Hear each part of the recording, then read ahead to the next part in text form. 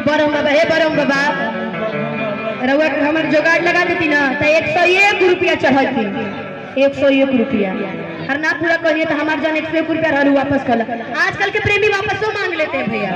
हम जन देले नहीं वापस कर पीके मूवी में ना आमिर खान मांगेला वही तरीका वो में बड़ा सुंदर हमारे को लाइन है। एक मिनट भाभी सुनिए सुनाइए आती हूँ आइए टिली बोलो कि काहे लाया बड़ा मिले अरे भीतर से मामा हमारे मिले कितना बड़े ना दुख बड़े हो मोरी मैया कितना बड़े ना दुख बड़े हो मोरी मैया अरे जय नीरा दैया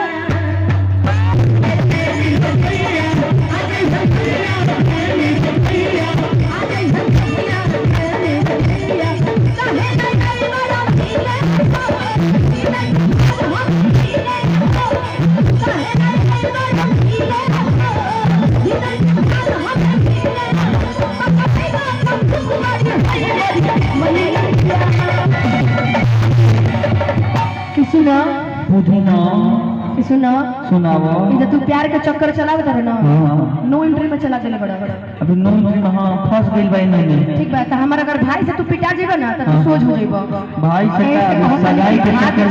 सगाई के चक्कर में सब कुछ खत्म हो गइल बा। कितना बड़ाई बा तादुक बड़ी अरे होई से मोदी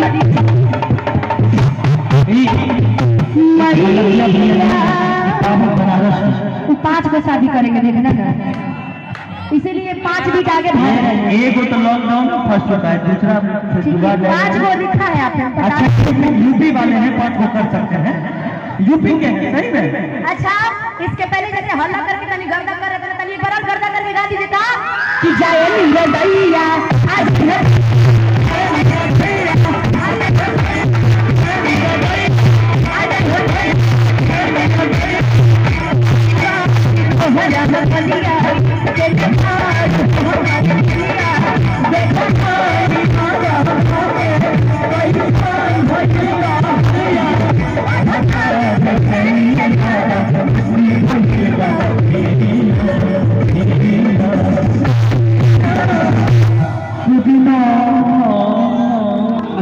ना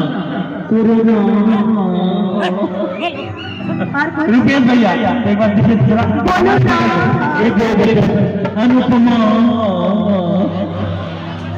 एक बार रुपेश भैया पूछिए ना सबका कर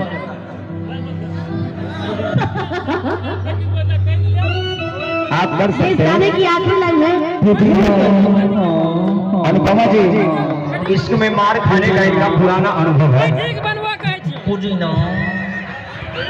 एक बार ताली बजा दिए जोरदार तो ऐसा पुदीना की बिक्री हुई तो के खरीदी तनी बताई था। अरे हम तो चाहते नहीं कि सब लोग तोड़ के पुदीना दे दी पुदीना आज हम जी सजावट कोइले बना सवेरे कह के तोड़ के दे दी सब में ठीक बना लेकिन हल्ला करके गर्दा करके का ले ला पुदीना ले ला